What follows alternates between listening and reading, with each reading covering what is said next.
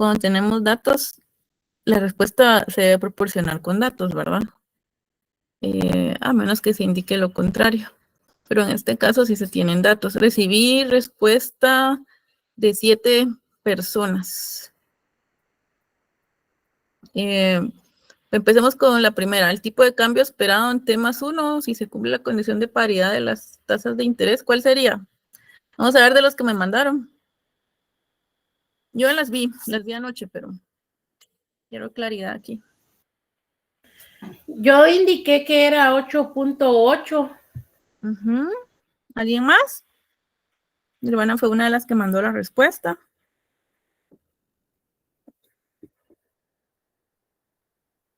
Yo creo que Nirvana hasta lo comprobó, ¿verdad? ¿Los demás? Y se recuerdan que yo incluso les escribí ahí la fórmula, que es la que está acá. Esta expresión, donde si se iguala, sabemos que se cumple la condición de paridad, ¿verdad?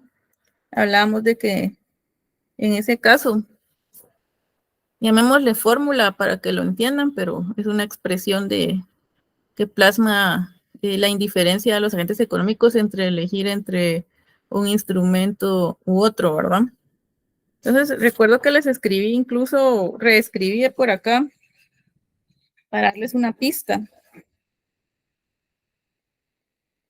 Que la tasa de interés local es igual a la tasa de interés internacional, ¿verdad? En el periodo T. Pero sabemos que se depende también de otras variables y ya hemos hablado del tipo de cambio. Entonces teníamos que considerar el tipo de cambio, el cual denominamos como E, en el periodo T+1, que es el tipo de cambio esperado, la percepción que se genera, ¿verdad?, sobre el futuro de esta variable. Le restamos aquí el tipo de cambio actual. Sí, les dije, partamos de ahí. Bueno, si se dan cuenta, a veces los ejercicios tienen mucha información y sí se pueden proporcionar respuestas rápidas, por eso es que vienen en los exámenes y se espera que se repasen. Que aquí, si ustedes lo repasan, tienen dudas, como surgieron ayer. De hecho, por eso lo dejé de tarea por si alguien quería acumular más puntos. O sea, no les estoy restando a los que no lo hicieron, pero sí quería premiar el haber aceptado el reto y el haberlo vencido. Si tenemos datos, o sea, ya sabemos a qué es igual la tasa de interés local, ahí tenemos los datos. No hay nada que inventar, tenemos ahí los datos. Ayer yo lo escribí en porcentaje, pero lo podemos escribir con decimales. Entonces igual a 5%, ¿verdad? Decimos que en condición de paridad, es lo que les pedía el licenciado Ortiz. Esto lo tomé de las diapositivas. De hecho, yo a veces ni las resuelvo, pero también se pueden resolver en el momento si se va entendiendo. La tasa de interés internacional, ¿a qué es igual? A 0.07. Que tenemos ahí, si solo consideramos esas dos variables, esas dos tasas de interés, es más atractivo el bono europeo, ¿verdad? Independientemente del plazo, porque aquí no hay complicaciones. Ambas plazos están expresados en forma semestral. No hay complicaciones. Complicación sería que uno se venza a los 6 meses y el otro al año. Ahí sí estaríamos en un análisis distinto. Pero aquí no hay problema, es un análisis sencillo. Entonces, más que todo basado en las tasas de interés. ¿Qué hicieron aquí los demás? Y sabemos que entonces el europeo es más atractivo si no consideramos la tasa de interés. ¿Qué tendríamos que tener de este lado que sí, para que sea igual al 0.05? Eso es lo que se busca, ¿no? Y tenemos datos, como se los decía. ¿Alguien lo hizo? Como les digo, yo ya los vi, pero no los escucho. Tendría que ser negativa la tasa de variación en 2%. Ajá, exacto. ¿Y a cuánto le quedó a usted el tipo de cambio esperado? En ese me quedó en 10.78 porque le varié 2% al tipo de cambio esperado. Entonces, lo que buscamos es este, ¿verdad? Para luego determinar esa tasa de variación. Aquí tenemos, ¿cuánto es el tipo de cambio? 11. 11, exacto. 11. Entonces tenemos datos, ¿verdad? No, si ustedes quieren hacer un cuadro, una tabla Excel, pueden hacerlo, pero se van a tardar mucho y se les va a pasar el tiempo y por eso no terminan el examen. Por eso. Sí, porque no se comprendió esto, se les cambia un datito y es lo que yo percibo de este curso en particular, que el cual no soy yo la titular, entonces por eso tomo porque en Escuela de Vacaciones de medio de año nos fue muy bien, los que estaban acá, si se dan cuenta, y veo algunos aquí nuevamente, supieron vencer el curso, pero eso se facilita cuando el mismo docente da el curso. Ahora yo tomo el material del licenciado Ortiz para facilitar o para pulir esas áreas donde no estaba fortalecido el análisis, porque es un curso muy, muy analítico. Y se dan cuenta, por ahí tienen la inversión de 6,000. Si ustedes quieren, la pueden usar, pero hay que saber responder las preguntas. Ahí lo que se pregunta en el inciso A, el tipo de cambio esperado. El tipo de cambio esperado en temas 1. No se pide la variación, la podemos sacar si queremos, pero ¿cuál será la respuesta entonces? Entonces, un simple despeje. ¿Cuál es la respuesta? Ya la dijo Aníbal.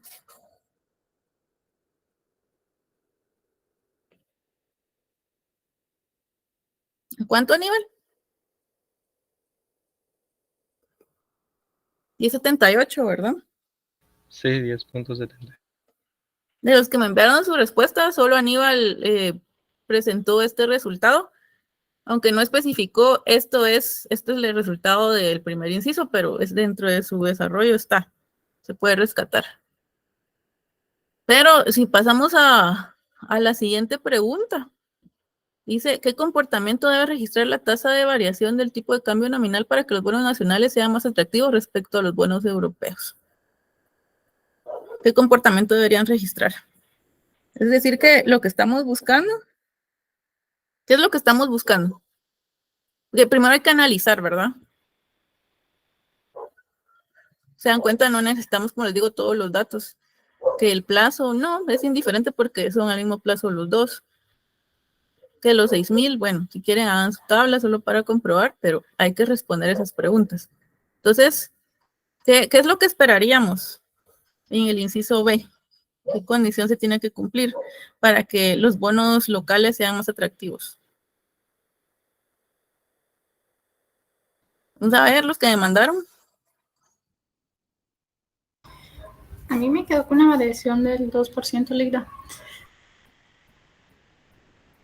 Si tenemos una variación del 2%, se cumpliría la paridad. Es indiferente adquirir cualquiera de los dos bonos. No es más atractivo el bono nacional. ¿Qué condición se tiene que cumplir? Entonces, que IT sea mayor que I estrella sub T, ¿verdad? Es decir, ¿qué esperaríamos entonces? Ya sabemos que es una variación de menos 2%, ¿verdad? Así les quedó, supongo. ¿Qué esperaríamos entonces? Aquí ni siquiera hay que hacer ningún cálculo, si queremos lo comprobamos.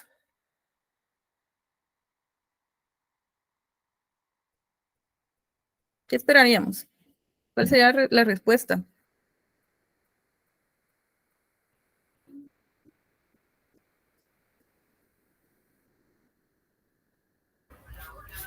Podría ser que se espera una variación mayor al menos 2% para que el bono nacional sea más atractivo.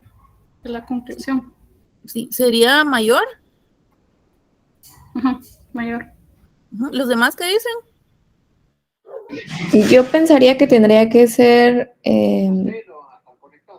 a un tipo de, un interés de un 3%, de un negativo de 3% hacia allá, hacia Sí, arriba. bueno, la tasa de interés no la podemos tocar, esa ya la dan los países o las instituciones que colocan bonos. Entonces, lo que aquí es un escenario de que cómo podrían ser más atractivos estos bonos. ¿Y cómo se logra? Haciendo que esa variación de 2% sea más negativa, ¿verdad? ¿Sí están de acuerdo conmigo? Sí, licenciado. Sí, entonces ahí Aníbal fue donde ya no me llegó hasta ahí, ¿verdad? Bien, fíjese que le puse que la variación fuera mayor de menos 2%, o sea, en la magnitud, pues, que sea negativo mayor a 2%.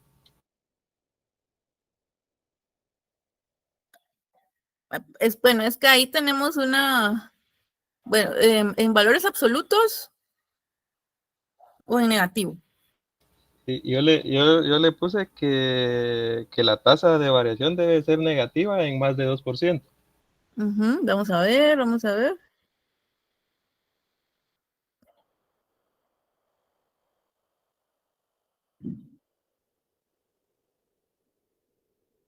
Incluso puse el ejemplo que le puse 5, Sí, me puso 5, sí. 7 menos 3 y me quedó 5 mayor a 4. Sí, es cierto, en la primera línea lo dice. Ujú. Es que, ¿y les hace sentido a los demás eso? Ya haciendo un paréntesis para terminar con este tema, y podemos probarlo. Vamos a probar lo que buscamos. Entonces, ¿cuál sería el tipo de cambio esperado? O sea, ya tenemos, pensemos en esta parte de la derecha, 0.07, más, ya sabemos que 10.78 fue lo que encontramos aquí. Buscamos un tipo de cambio mayor o menor.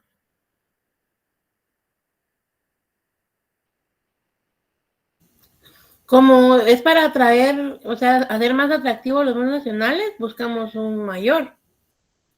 Aníbal. Un tipo de cambio menor. Sí, es que lo que buscamos es la variación debido a las condiciones que se presentan en el ejemplo. Entonces, probemos solo por probar. Pongámosle un centavo menos. 10.77 menos 11 partido 11. ¿Cuánto les queda?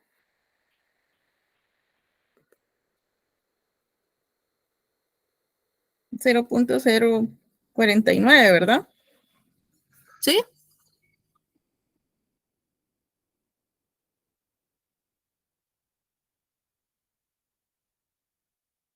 Sí, eso queda. Entonces, ahí sí se hace más atractivo el bono local, ¿o no? O sea, solo para comprobarlo, porque la respuesta es justo la que dijo Aníbal. O sea, partiendo de esta variación, eso es lo que se busca, lo que decía Aníbal, que ese número sea cada vez más negativo. ¿Sí? ¿Todo claro? Entonces, Aníbal tiene sus 3 puntos netos. Los demás, pues ya saben que lo que me enviaron varios escenarios, pero me gustó que practicaran, o sea, lo tomo en cuenta. Ese es el objetivo. Y ahora sí paso al siguiente tema, como les anticipaba, balanza de pagos. Te van a sentir que vamos a aumentar un poco la velocidad, porque ya se comprenden ciertos puntos, entonces vamos más rápido. Y esto porque es muy conceptual la estructura de la balanza de pagos. Y esperaría que se recuerden, por favor. Entonces, ya sabemos que la balanza de pagos es un registro estadístico. ¿Dónde lo hacen? En el Banco Guatemala. Hay una sección dedicada a esto. Y entonces van registrando todas las transacciones del país con el resto del mundo. Ese es el objetivo. Se presenta con cuadros. No sé si alguien los ha visto en el estudio de la economía, los pueden ver también en la página del banco. 3 grandes cuentas. Cuenta corriente, donde ustedes van a encontrar el comercio de bienes y servicios y las transferencias. También la balanza comercial, que registra solamente el comercio de bienes. Es generalmente, a veces uno se refiere indistintamente el saldo en cuenta corriente, la balanza de pagos, refiriéndose más que todo al comercio. Depende, ¿verdad? A veces generalizamos, pero En realidad estamos hablando de la balanza comercial en ese caso. La cuenta capital, que va a registrar las compras y ventas de activos físicos, que es la inversión extranjera directa, y los activos financieros, que son acciones y bonos.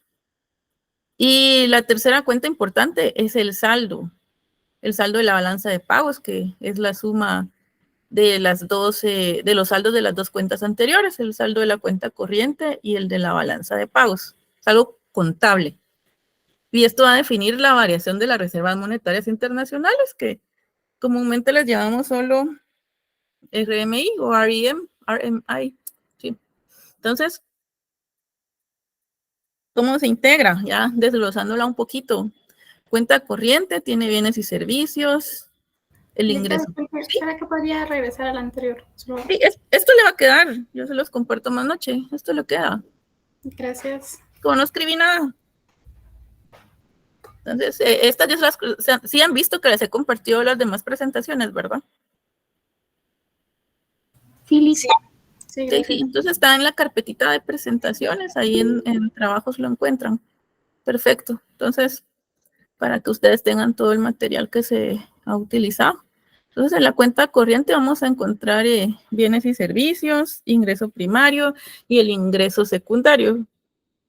¿Qué es cada uno? El ingreso primario, remuneración de empleados, renta de inversión directa, de cartera y otra inversión. ¿Sí? Hay remuneraciones a empleados que se registran en otra moneda, ¿verdad? Recuérdense que es el registro de las transacciones con el resto del mundo. Aquí ya estamos hablando de algo distinto a lo que se veía en Macro 1 en cuentas nacionales. Entonces, bienes y servicios ya es la balanza comercial esta que les decía, que básicamente ahí están las exportaciones e importaciones en precios FOB, que es el precio flight on board se llama, significa en español significa que es el precio en el flete, no sé cómo decirlo. Sí, es el precio sin ciertos impuestos, ¿sí? Y la balanza de servicios, que ahí ya nos referimos puramente a servicios, transporte, viajes, comunicaciones, seguros, débitos y créditos, o sea, es contable. ¿Sí? La cuenta capital, decíamos que la cuenta capital va a representar transferencias de capital, condonación de deuda, entre otras, o sea, ¿y qué es el capital? Por aquí lo tenemos también. Compras y ventas de activos físicos. ¿Sí? Siempre con el resto del mundo, todo esto. La cuenta financiera registra la inversión directa, la inversión de cartera, derivados financieros, otras inversiones, activos de reserva.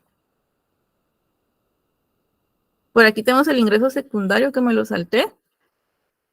Remesas de trabajadores. Ahora se dan cuenta por qué cuando se habla de remesas, erróneamente muchos lo asocian directamente, es decir, que se considera dentro de las cuentas nacionales. Esto es incorrecto.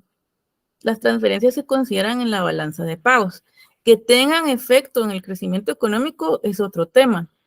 ¿Lo tienen a través de qué? Las transferencias, ¿en qué contribuyen al país? Estas transferencias de remesas. El ingreso de divisas y el incremento del consumo. Exacto, en el consumo principalmente, ¿verdad? Debido a estas transferencias en moneda internacional, los agentes económicos receptores pueden potenciar su consumo, es decir, adquiriendo más bienes y servicios.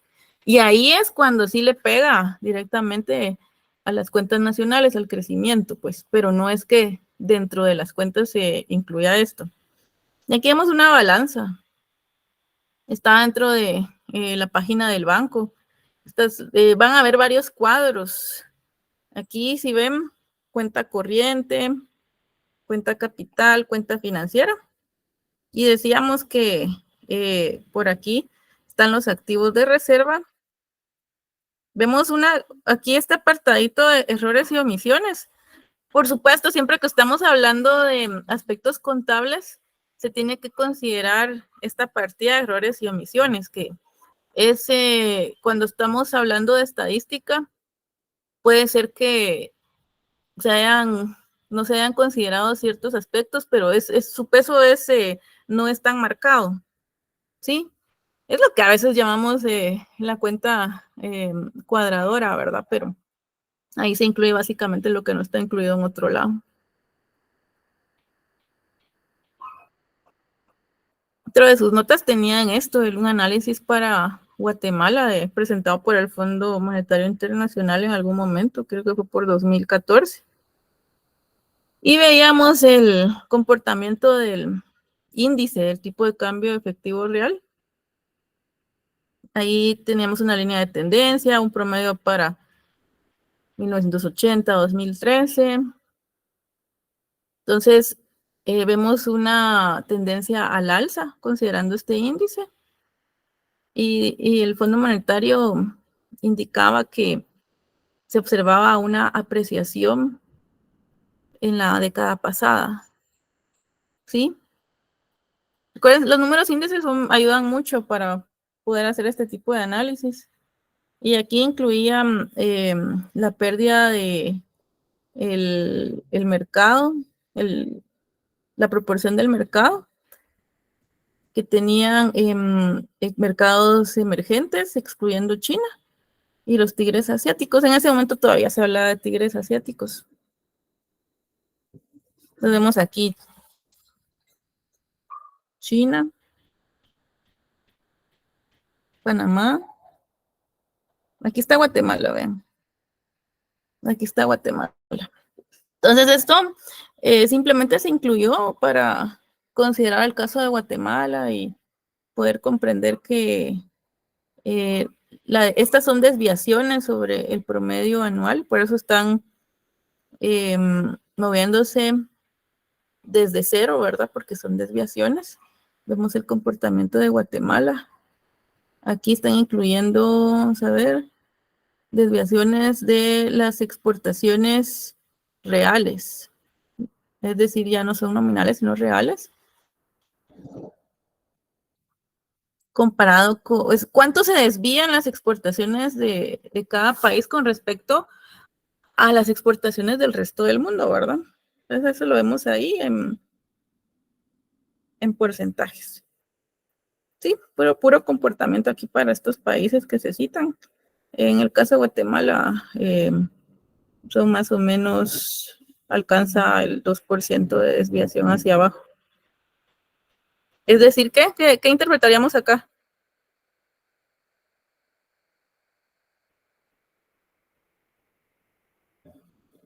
Que se está exportando menos, ¿verdad? Que lo que exporta el mundo en conjunto, porque está del lado negativo.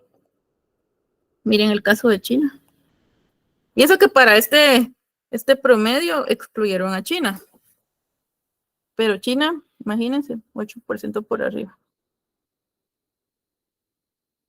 Aquí la cuenta capital y financiera, los saldos. ¿Sí? Esto no sé si lo vieron con mucho detalle o no. O solo lo tenían en sus notas. Y aquí el comportamiento es posiblemente muy diferente al que estamos viendo actualmente. Dice que el déficit en cuenta corriente se ha reducido en la década pasada y modestamente, o sea, no mucho en 2013. Financiados principalmente por la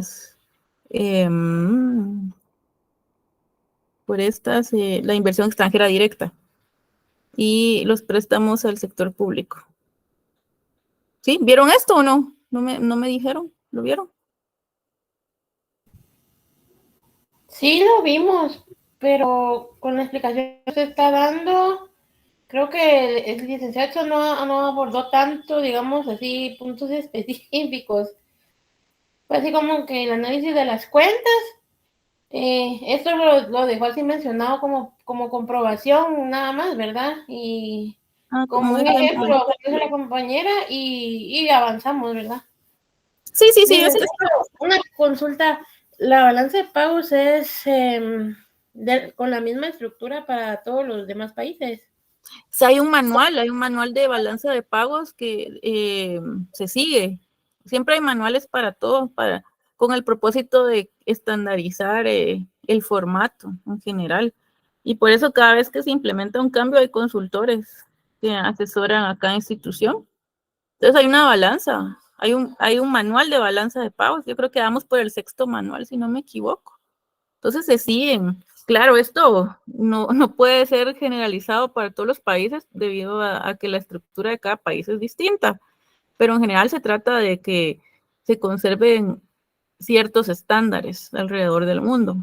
¿Quiénes son los que velan por esto? Los que están prestando consultorías del Fondo Monetario Internacional, Naciones Unidas. Entonces, generalmente va a ser similar para propósitos de análisis.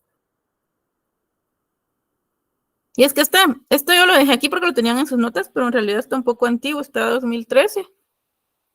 Recientemente el saldo de la cuenta corriente de la balanza de pagos se ha tornado positivo en los últimos años. Es algo que cabe destacar para el análisis económico. Esto se debe en gran medida al ingreso de remesas familiares al país. Eso ha contribuido a un superávit. Yo creo que en algún momento se los enseñé a los que llevaron Macro 2 conmigo, esa grafiquita, si no la buscan y quisieran profundizar. La posición de las reservas monetarias ha sido robusta. Sí, ya hemos hablado que las reservas monetarias del país cubren más o menos 7 meses de importaciones, por arriba de los parámetros que pueden ser considerados para una situación sana de la economía. Y un resumen que también les incluían ahí en sus notas, para un resumen de la balanza de pagos para Guatemala, que también lo incluía el Fondo Monetario en este Country Report, algo antiguo. Entonces, cuenta corriente, cuenta capital y financiera, errores y omisiones y el balance general, ¿verdad? Ahorita vamos a ver lo del balance. Veámoslo con un formato más sencillo ya para efectos del curso.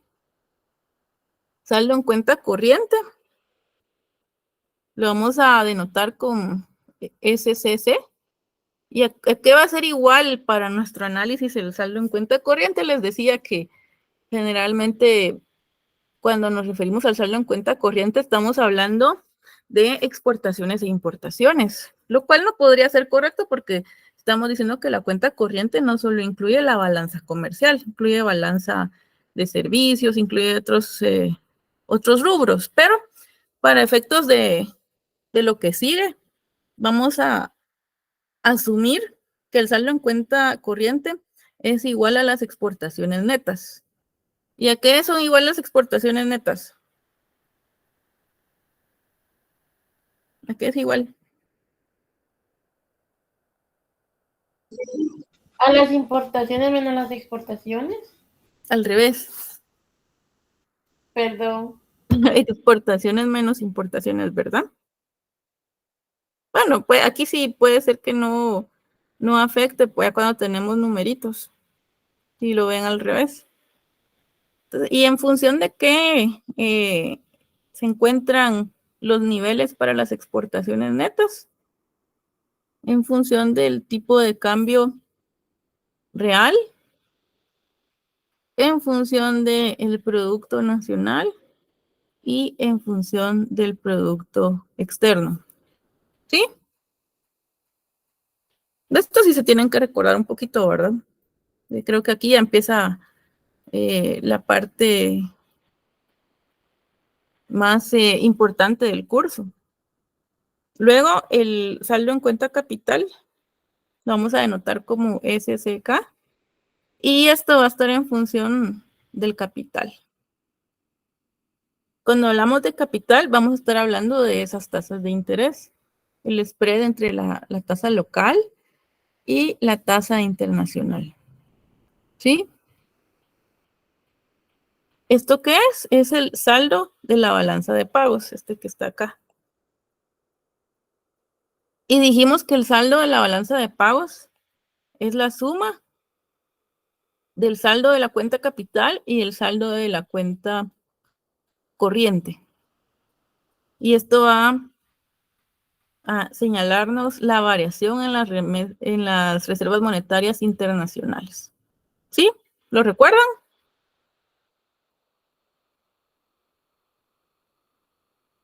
Espero que sí. Sí, sí dicen por ahí. Bueno, entonces el saldo de la balanza de pagos va a ser entonces el resultado del total de ingresos y el total de egresos contabilizados dentro de este cuadrito.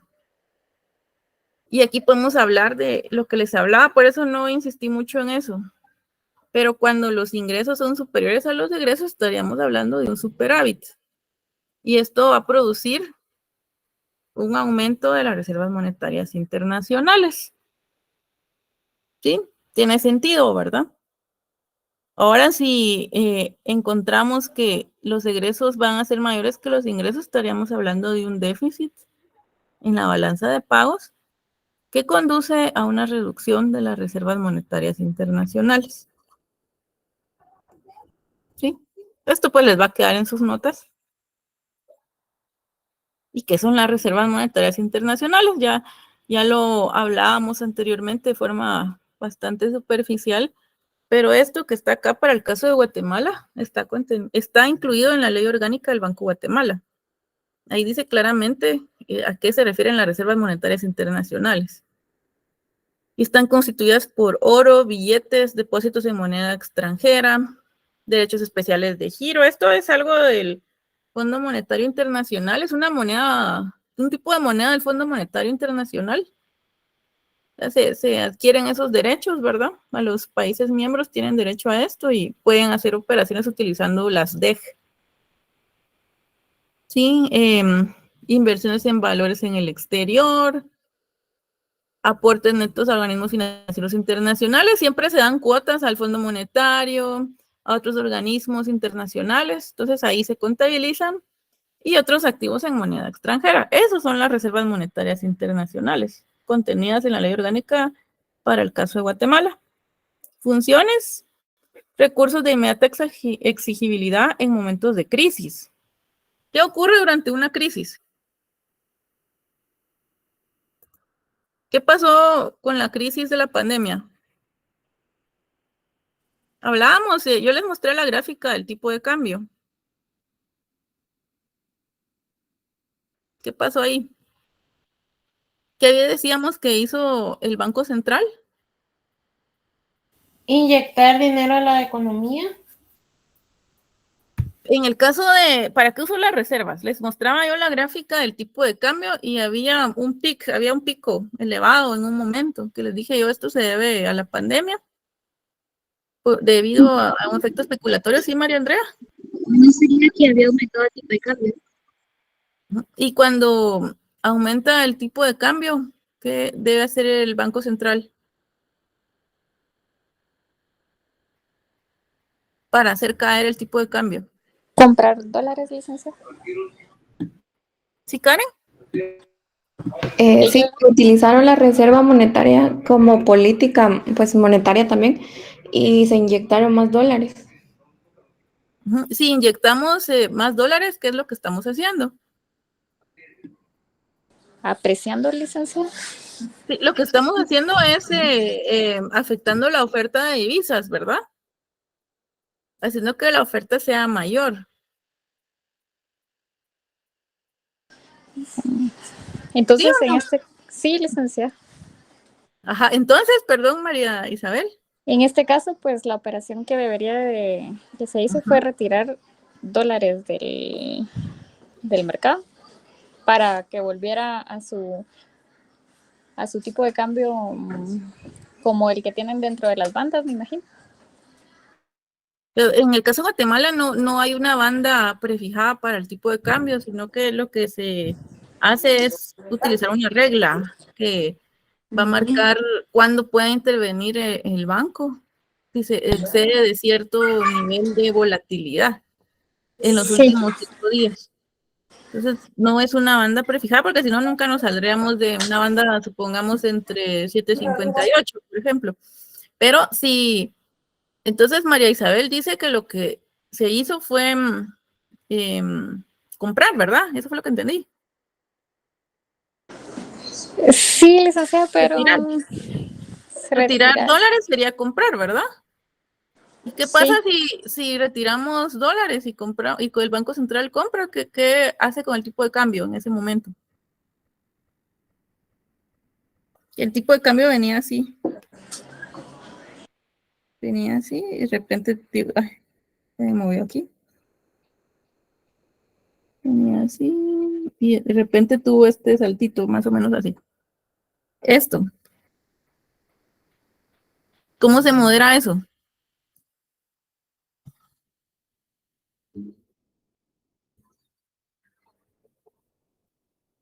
Esto esperaba que me lo respondieran más rápido. María Isabel dice, bueno, el Banco Central lo que puede hacer, porque puede comprar y vender. Entonces, en este caso, compra, retira dólares del mercado cambiario. ¿Qué pasa con el precio cuando se reduce la oferta? Licenciada, pero si se retiran dólares, estaría apreciando más el tipo de cambio internacional, O sea, el de Guatemala se estaría depreciando más. depreciando más, ¿verdad, sí, María Isabel? No, no, licenciada. No. Bueno, entonces lo que quiero que aterricemos es que el tipo de cambio, como les decía en otra clase, también es un precio, o sea, opera por las fuerzas de la oferta y la demanda en un régimen flexible.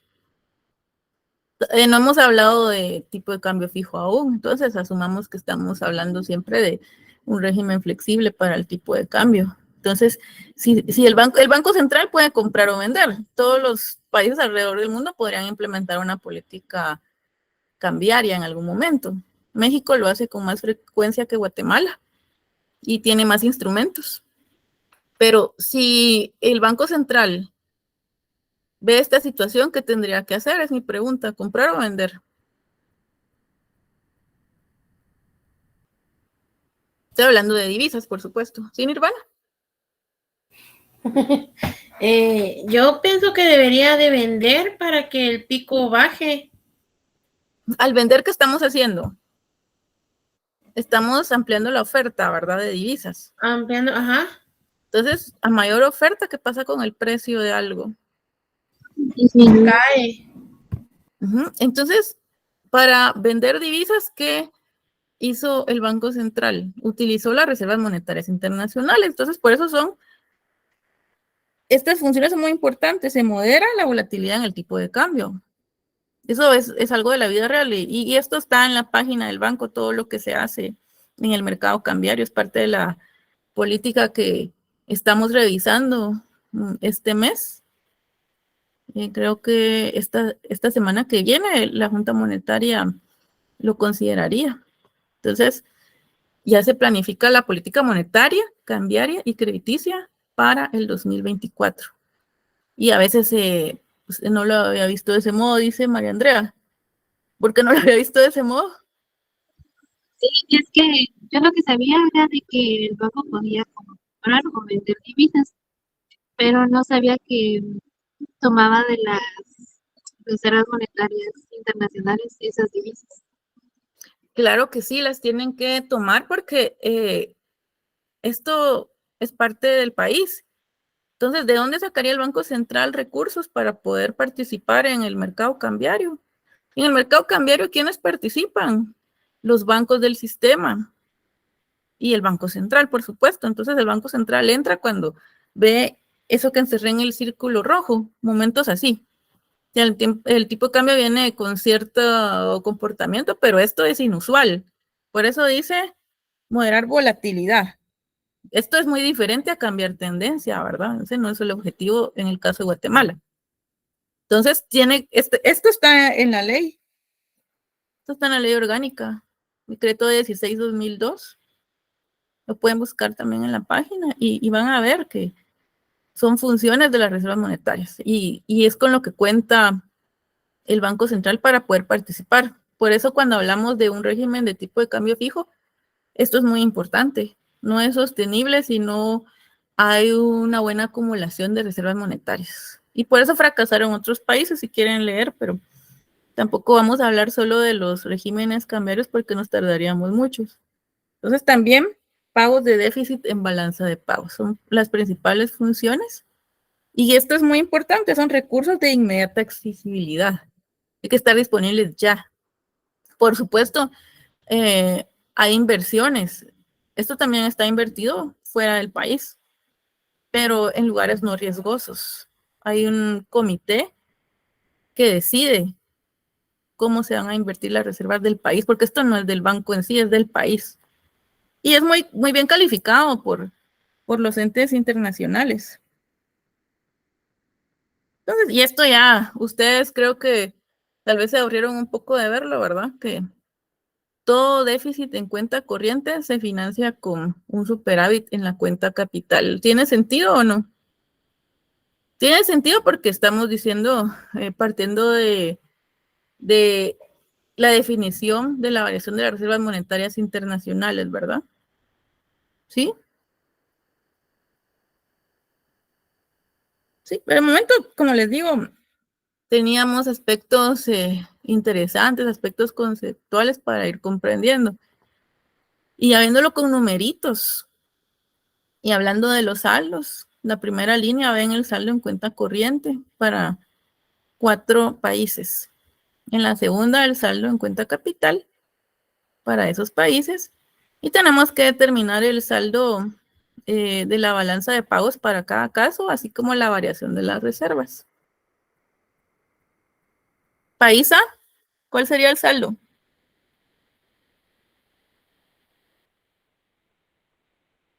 $800. Sí, y esto lo tienen ahí, ¿verdad? ¿Qué dijimos que era el saldo de la balanza de pagos? La suma La de... sumatoria de la cuenta corriente y la cuenta capital. Exacto, la suma de estos dos. Entonces son 800. Y entonces, ¿cuál es la variación de las reservas monetarias internacionales?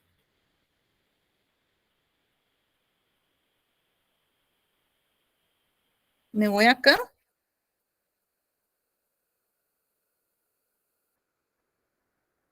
A la ecuación 5. Entonces, ¿a qué sería igual?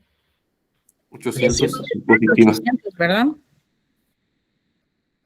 Se dan cuenta, o sea, todo es conceptual a veces. Se tiene que entender, es más allá de los números. A veces ni números pongo yo, se recordarán los exámenes, a veces no pongo números. ¿Por qué? Porque es analítico. Si entendemos lo conceptual, entendemos todo. Sí, bueno, siguiente caso, país B, ¿cuál sería el dato? Para el saldo de la balanza de pagos, menos 200, muy bien. Y lo mismo, ¿verdad? Vamos a ver qué me pusieron por ahí. Sí. País C. 0.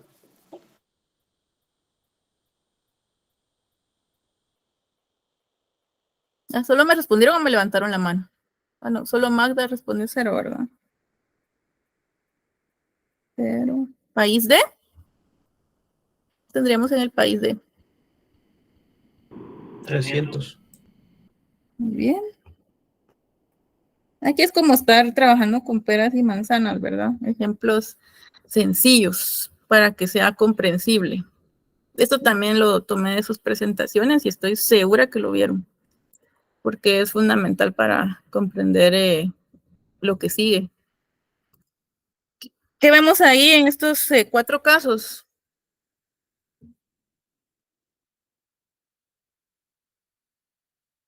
Primero sería un superávit en la balanza de pagos y el segundo sería un déficit.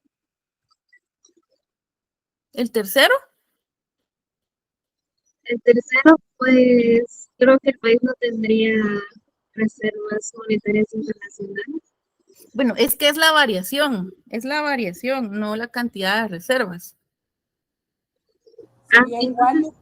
No varía. ¿Sí, Mirna? Para mí sería lo mismo. ¿Cómo así lo mismo? O sea, lo mismo que dijo María Andrea.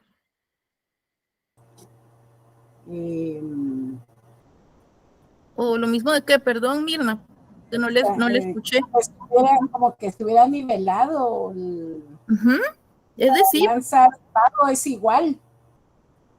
O sea, cuando tenemos un saldo cero, no hay ni superávit ni déficit, ¿verdad?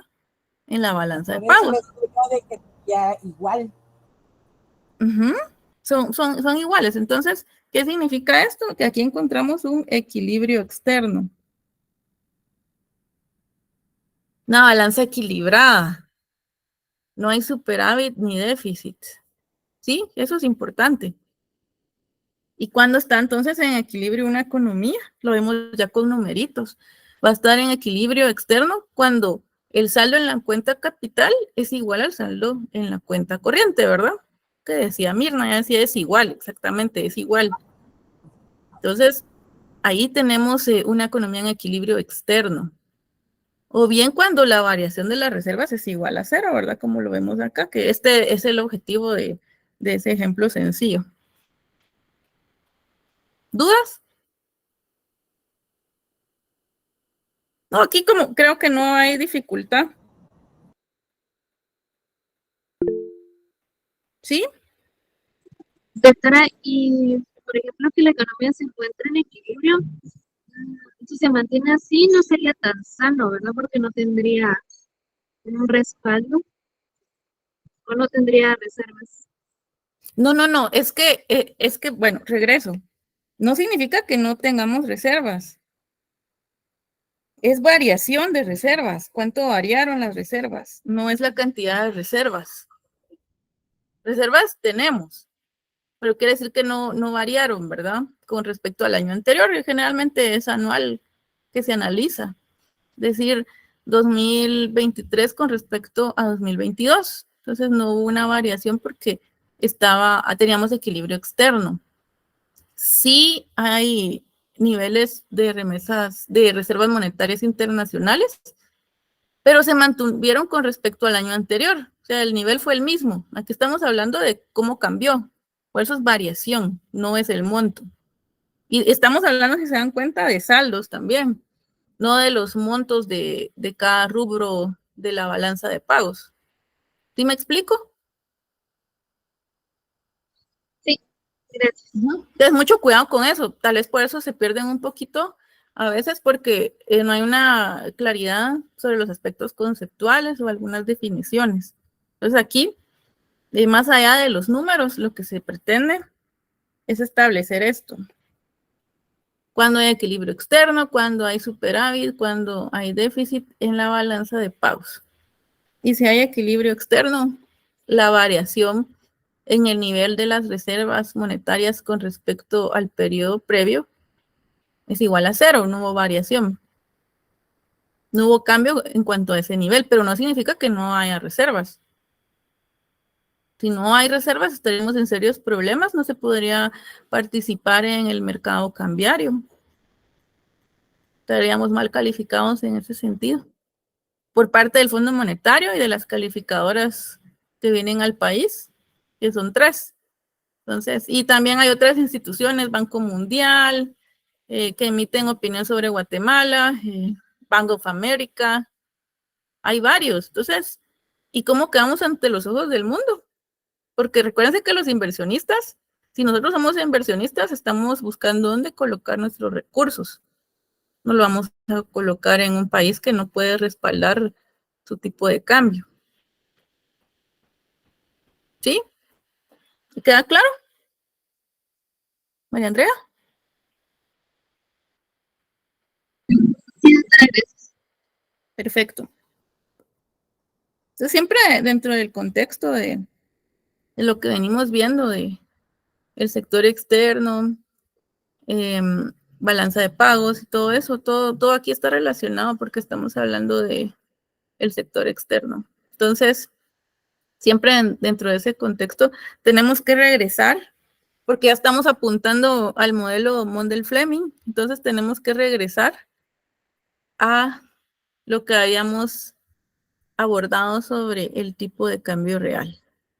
Y aquí pues recordando, ¿verdad? Por eso dice recordando. Lo habíamos visto y aquí que lo acabamos de ver porque no ha pasado ni una semana, ¿verdad? Esta relación, digamos que tipo de cambio real es una relación de precios. Por eso hablamos de precios relativos, donde incluimos tipo de cambio. Ya sabemos qué significa cada variable. P estrella va a ser los precios del exterior.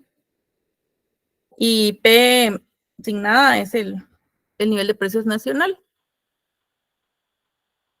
¿Qué pasa entonces cuando los precios son constantes? ¿Qué pasaría? Que no tienen variación. Pero entonces, si los precios son constantes, ¿qué pasaría con el tipo de cambio real? Casi que estaría fijo. Entonces, ¿qué pasaría con la depreciación de una moneda? Nos veríamos un país más competitivo. Ajá, ¿y por qué? ¿Qué pasa con los bienes? Porque los bienes se hacen más baratos. Exacto, ese es el punto. Entonces, se abaratan los bienes, ¿verdad? Se vuelve más atractivo, excelente. Entonces, aquí sí hay claridad. Muy bien. Entonces, eso ya empezando a plantear ciertas situaciones, ¿verdad? Y esas son las interrogantes que ustedes deben plantearse siempre, así como estas. Hablando de depreciación y balanza comercial, ya sabemos que las exportaciones netas son el resultado de la diferencia entre exportaciones e importaciones. ¿Por qué estamos agregando ahora esto?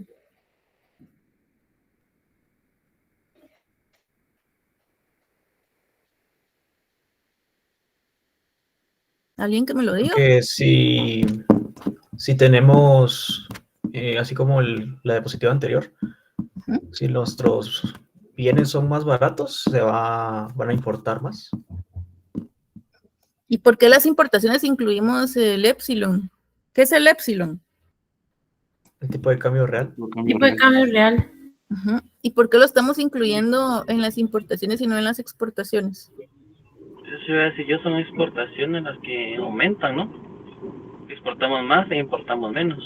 Estoy aquí en esta parte. Todavía no estoy abajo. Solo estoy preguntando por qué aquí estamos considerando el tipo de cambio real en lo que se ve en círculo. Porque las importaciones se pagan con moneda extranjera, ¿verdad? Ahí vemos relaciones entonces. ¿Sí?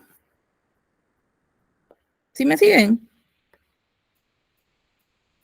Las exportaciones netas, entonces, ¿en función de qué están las exportaciones? Para dejarlo más claro.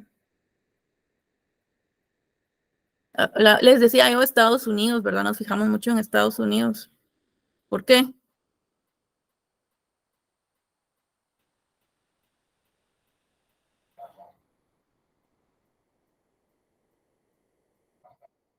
¿Por qué nos fijamos en Estados Unidos? Es un socio comercial importante, ¿verdad? Entonces, ¿de qué depende el nivel de exportaciones de Guatemala? Del crecimiento económico de Estados Unidos.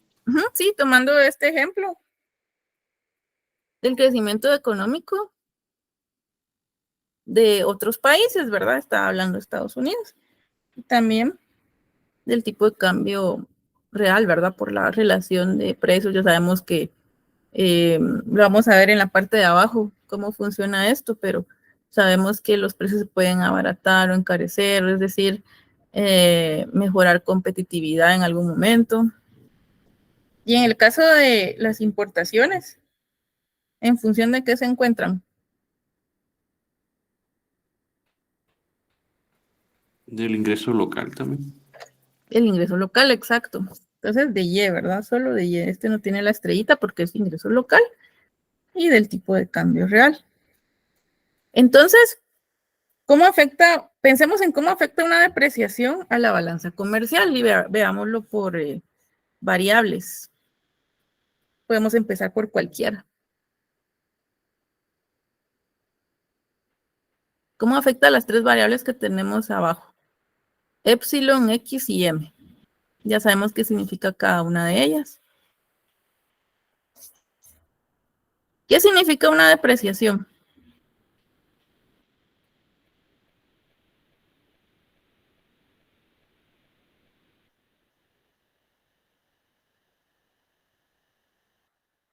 ¿Qué pasa con el tipo de cambio real? Disminuye. Hay una depreciación del tipo de cambio. Y hay una depreciación de esto, es decir, ¿qué pasa? ¿Aumenta o disminuye? Aumenta. Pero alguien por ahí me dijo lo contrario, no sé quién era. Yo, licenciado, me confundí. Se confundió. Bueno, pero entonces sí estamos de acuerdo, ¿verdad? En que aquí aumenta. Estamos claros ahí todos, ¿verdad? Y en el caso de X, las exportaciones, ¿qué pasaría con las exportaciones? ¿Aumentan o disminuyen? Si ya sabemos qué pasó con el tipo de cambio real. Disminuye. ¿Aumenta? Bueno, una apreciación disminuye. Una depreciación, estamos hablando de depreciación, ¿verdad? Sería un aumento. Sí, de acuerdo a los demás. ¿Y entonces qué pasa con las importaciones? Lo contrario. Disminuyen. Lo contrario. Entonces, ahí, estamos claros todos ahí, ¿verdad? Si se dan cuenta, ya no me fui a mucho detalle. Y yo esperaría que si yo se los pregunto, ustedes sean capaces de contextualizar todo, es decir, qué va pasando, porque por eso lo hemos visto paso a paso. Veámoslo con peras y manzanas, que tal vez así es más comprensible en algún momento. En el primer cuadrito, balanza comercial inicial, tenemos que las exportaciones, y partimos siempre de una balanza equilibrada, ¿verdad? Para no confundirnos. Entonces, las exportaciones son igual a 15 manzanas y las importaciones son igual a 15 peras. Aquí se cumple la paridad. ¿A qué equivalen entonces las exportaciones netas? O sea, X menos M. Aquí se cumple la paridad. ¿Qué significa que se cumpla la paridad en cuanto a las peras y las manzanas?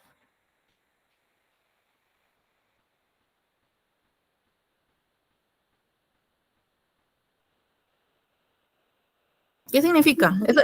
Perdón, María Andrea. No, sí, le iba a consultar que la paridad del poder adquisitivo era, ¿verdad? Sí, la PPA, ajá, se cumple la condición de paridad para el tipo de cambio real. ¿Qué significa? Que hay un equilibrio externo. Ajá, pero en cuanto, ¿qué significa en cuanto a precios relativos? Estamos hablando de peras y manzanas. Que valen lo mismo. Que el tipo de cambio es igual. Sí, que valen lo mismo. Aquí estamos hablando de precios relativos. Entonces, ¿qué decíamos? Hablábamos de el Tesla y el Chato, ¿verdad? Entonces, en este caso hablamos de peras y manzanas. Entonces, una pera es igual a una manzana. Entonces, las exportaciones netas serían igual a 0, ¿verdad? Sí, ¿estamos de acuerdo ahí? Sí. Bueno, veamos esta relación. Aquí se complica un poco más, donde el tipo de cambio real es igual a 3. Hagamos el caso 1.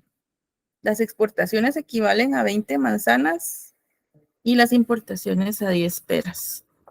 ¿A qué son igual las exportaciones netas entonces? 10. ¿10? ¿Los demás? Menos 10. Menos 10, sí. Aníbal nos lo explica. Sí, que como las importaciones, ahí sería que valen más aquí valdrían más las peras, ¿va? Entonces sería más favorable las Las manzanas, pero... Porque tenemos 3, ¿verdad? Este 3 es la referencia. Ujú. ¿Qué significa ese 3? Alguien que lo diga. El tipo de cambio, licenciado, o sea que tiene Ajá. para comprar 10 peras necesita 30, como que sería el valor de 30 y como son X menos M, menos 10. Ajá, ¿sí? ¿Estamos de acuerdo los demás? Sí, Sí, perfecto. Entonces, el caso número 2, aquí es igual.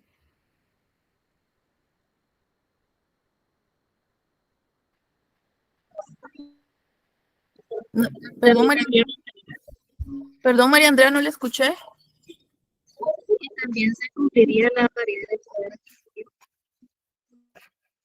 Bueno, no, ¿se cumple aquí la paridad? Ah, no, sería igual a 0. Perdón. Es igual a 0, pero ahí no estamos en condición de paridad porque no valen lo mismo, ¿verdad? Entonces tenemos 0, ¿verdad? Y el último caso, 30 manzanas que se exportan y una pera que se importa. Es igual a exportaciones netas.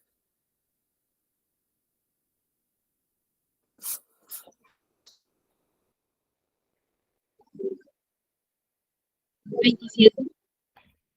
27, ¿sí? Entonces, ¿qué vemos acá? En estos escenarios, porque estamos hablando de depreciación, ¿verdad?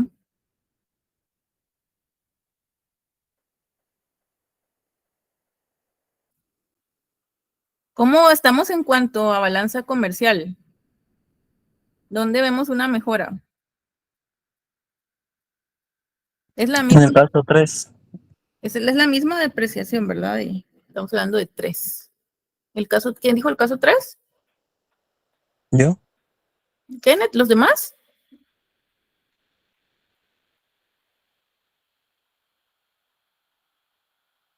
sí, el 3 también. ¿Sí? ¿Los demás de acuerdo? Con Williams y Kenneth.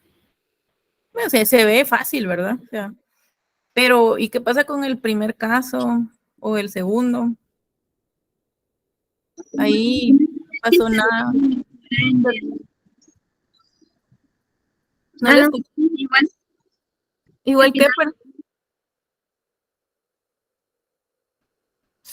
ya la conclusión acá es de que estamos hablando de que partimos de la paridad, pero luego observamos un tipo de cambio real de 3. Entonces, lo que vemos acá es que no cualquier depreciación real va a traer consigo una mejora en la balanza comercial, ¿verdad? Se ve en ese simple ejemplo.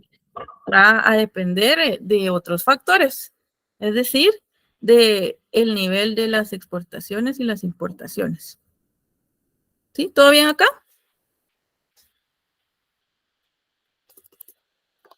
Sí, perfecto.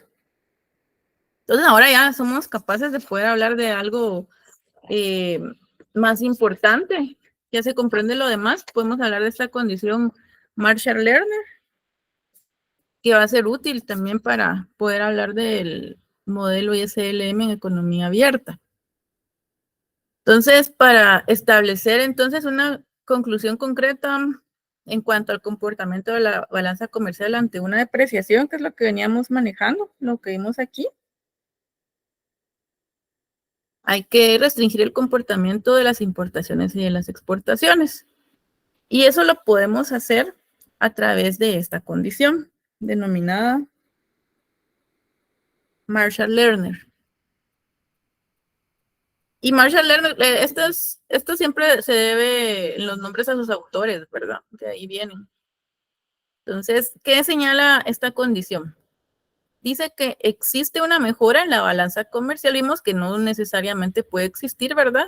Es decir, que las exportaciones netas son favorables en un escenario de equilibrio ante una depreciación real, sí y solo la suma de las elasticidades precio de las exportaciones e importaciones en valor absoluto es superior a 1.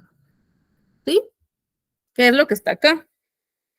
Esta es la elasticidad de precio de las exportaciones, ¿verdad? Y esta elasticidad, precio de las importaciones. Entonces, si la suma de ambas es mayor a 1, estamos hablando que sí va a existir una mejora en la balanza comercial. ¿Sí? ¿Todo bien ahí?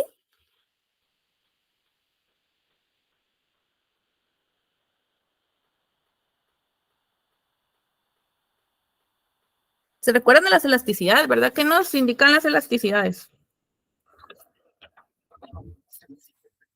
Una variación, licenciada, ante cambios, ahí es una variación en las exportaciones ante cambios en el tipo de cambio, ¿no? No, En el precio. en el precio, perdón. Sí, entonces las elasticidades nos señalan grados de respuesta, ¿verdad?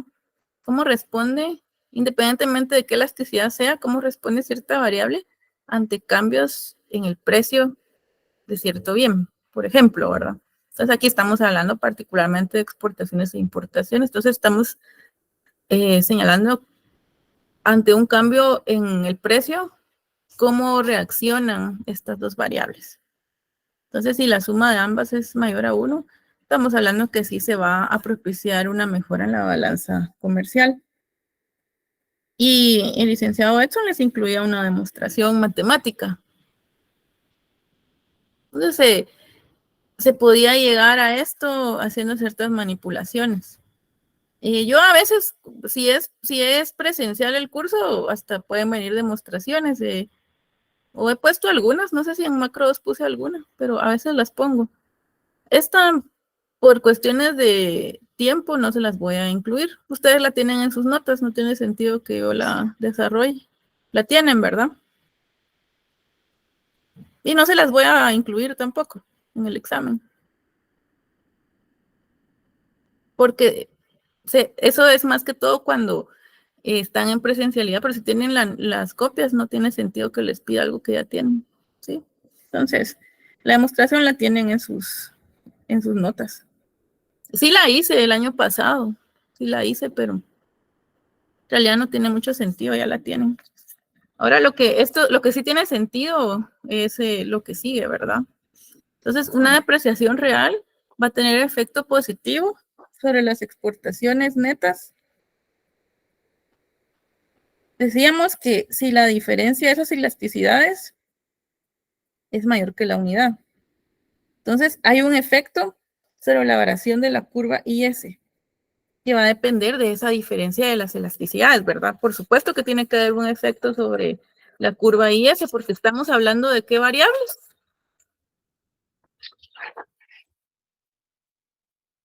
¿De qué variables? Estamos hablando de exportaciones e importaciones de bienes y servicios, ¿verdad? Entonces, recuérdense que hablábamos de demanda agregada, estamos hablando de curva IS, ¿verdad?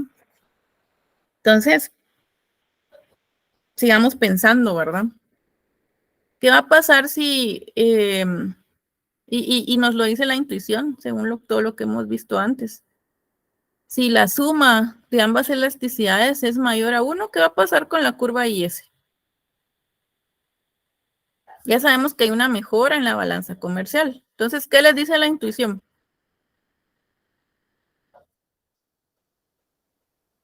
Esta debería ser fácil. Y no me vayan a decir que no lo vimos. Tal vez que se desplace a la derecha. Se tiene que desplazar a la derecha porque hay una mejora, ¿verdad? En la balanza comercial, es decir, hay un incremento en las exportaciones netas. Entonces, la IS se desplaza a la derecha. Caso contrario, cuando es menor a 1, esta suma. Es lo contrario, ¿verdad? Se desplaza a la izquierda. A la izquierda. Porque hay un deterioro.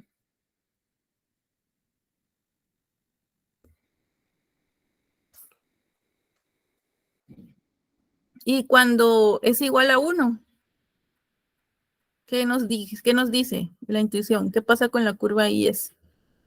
Ya sabemos, no hay mejora, pero tampoco deterioro. Entonces, ¿qué pasa?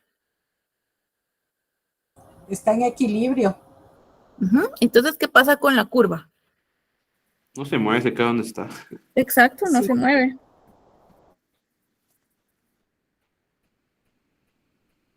¿Sí?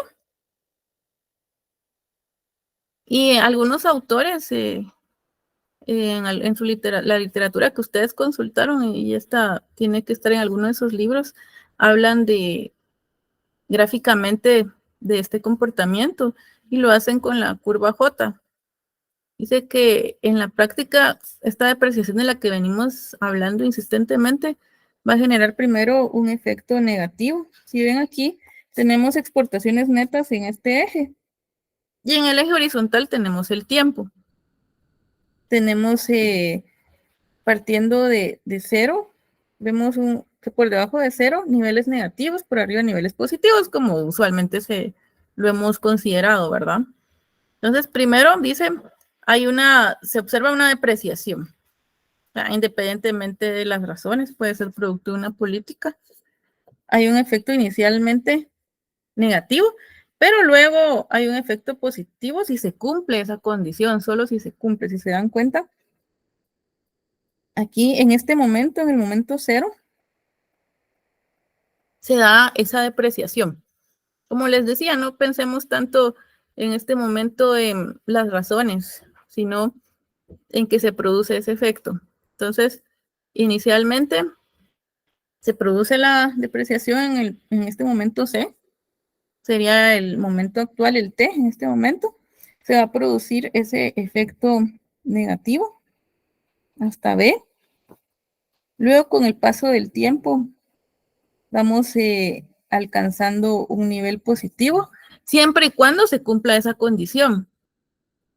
Esto no aplica si la condición no se cumple, ¿verdad? Entonces, hay una mejora, con el paso del tiempo se van viendo los efectos. ¿Sí? Esto es gráfico. Y en la vida real, aquí hay un ejemplo para Estados Unidos. Recuerden que cuando hablamos de condiciones que se cumplen o no, generalmente se cumplen en un tiempo, ¿verdad? En cierto tiempo. Aquí es un análisis para 1980, 1990. Si se dan cuenta, tenemos graficado las exportaciones netas como proporción del PIB en color azul. Y lo vemos acá en la escala derecha. El tipo de cambio real lo vemos en morado y la escala se encuentra del lado izquierdo. Entonces, ¿qué vemos ahí? Alguien que me lo diga. Ya para terminar.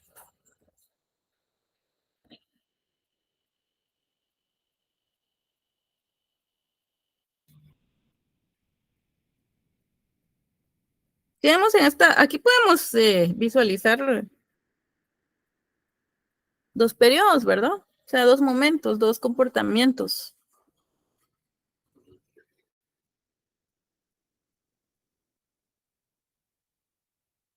¿Qué pasó ahí?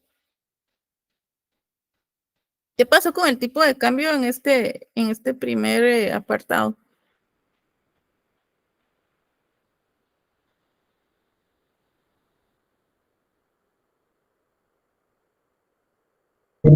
Se podría decir que disminuyó, iba disminuyendo. Uh-huh.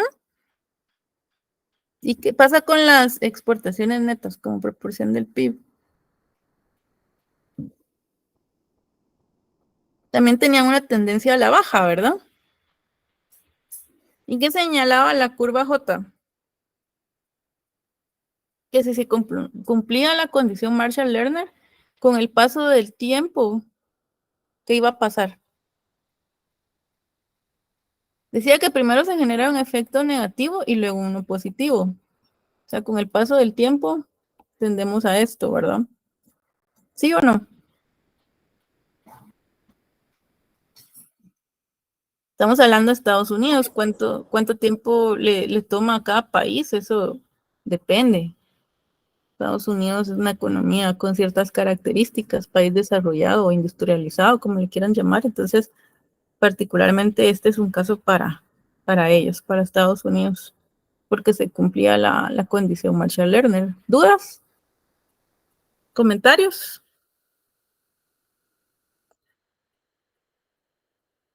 Sí, solo les voy a recordar con la asistencia de que para que se considere la asistencia del día, si tienen que estar por lo menos conectados. Y les digo conectados, en realidad no he sido estricta como fueron en el curso de que siempre estén activas sus cámaras y participando. Y de hecho yo pregunto a todos, todavía no he llegado, casi no pregunto puntualmente a algunos. He dejado que ustedes participen, pero al menos que estén conectados el 80% del tiempo, que es eso, alrededor de 50 minutos. Ayer algunas personas estuvieron conectadas 15 minutos, 10. Un día les comenté, el primer día alguien estuvo conectado 9 minutos. Esto lo registra Meet. Manda el reporte cuando terminamos la sesión. Entonces, y esto es lo que yo tengo que entregar en cada reporte semanal que me piden. Yo entrego un reporte semanal los lunes. Entonces, por lo menos yo les pediría que estén conectados, aunque no todos participan. Hay una correlación entre notas y participación, ustedes lo han visto. Aquí algunos están porque tuvieron dificultades en el primer parcial, yo lo sé. Algunos no pudieron subir su archivo, pero participaban, estoy segura que participaban siempre. Entonces, al menos que estén conectados, porque no les puedo considerar una asistencia si solo estuvieron. Pero yo lo que no sé, María Andrea, no sé si a usted le tiró ese error. ¿Cuándo fue que se salió? ¿Ayer o fue el otro día? No, ayer no me pasó, solo hoy. Ah, hoy. Ah, pero es que hoy lo recibo hasta el final. Lo que yo hoy lo voy a ver, ya que dice que lo sacó a la mitad. ¿Cuánto les tira de tiempo a ustedes? Pero en realidad, Licenciada, a mí me pasó ayer también de que me tuve que, se me cortó la llamada y después otra vez me volví a conectar, pero no sé si eso afecta. déjeme ver, Karen, ahorita le digo, porque esa es la duda que yo tengo. Ayer, ¿verdad, Karen? Sí, No, licenciada. no, es que no es usted. A usted le dejó, porque aquí pone cuándo entró y cuándo salió. Dice que entró a las 7:12, salió a las 8:18, igual que el resto. Estuvo 1:15. No le dejó solo lo que estuvo conectado en el último momento. ¿Sí, María Isabel? Igual a mi licenciada. Pero usted no tiene ese problema. No. ¿No? Me asusté, No. dije de repente. A mí no me gusta decir nombres, pero sí, alguien tiene 19 y alguien 13 que entraron a las 8 y 8:04. Entonces yo ahí, disculpen, pero no les puedo considerar. Sí, Sandra. A Sandra, usted le pasó solo el primer día. Ayer no le Ajá, pasó. sí, el primer día sí estuvo re mala mi recepción, pero fíjese que ayer igual se me puso bien lento el internet y me sacó, eran como las 8:03, pero no sé si registró que volví a entrar o no me marcó. Licenciada, Sí le tengo... suma. Sí le suma porque tiene 1:15. Ah, bueno, entonces Sí le suma. Entonces los que me aparecen con 19 minutos y 15, sí, solo estuvieron conectados ese tiempo. Entonces ahí sí, yo se los digo en este momento porque solo pasó ayer con 2 personas y con Sandra que pasó el primer día. Entonces no se puede considerar como una asistencia si no estuvieron por lo menos 50 minutos. Yo entiendo que hay problemas en el trabajo, pero por favor, porque yo tengo que presentarlo, esto es objeto de auditoría. Entonces no puedo alterarlo. Entonces, yo puedo considerar situaciones especiales, pero me las tienen que platicar antes y como les estoy pidiendo, solo conectarse. Los que participan siempre tienen mayores ventajas, ya ven que hasta pueden ganar puntos. Se puede presentar otro caso también que los motive a ganar puntos extra, porque no les estoy quitando. Entonces, eso quería recordarles. También quiero avisarles con una semana de anticipación que las macros, la 1 y la 3, las dejaron para el viernes, las 2, por ser cursos prácticos y de la Escuela de Economía. Entonces, por favor, hagan sus arreglos a partir de las 6. Yo siempre acostumbro conectarme con ustedes unos minutos antes para cerciorarme de que todos pueden entrar al examen. Entonces, lo hablaríamos siempre el jueves, pero quiero avisarles con anticipación, porque ahí sí ya no les voy a pedir solo conectarse, sino que hacer el examen. ¿Sí?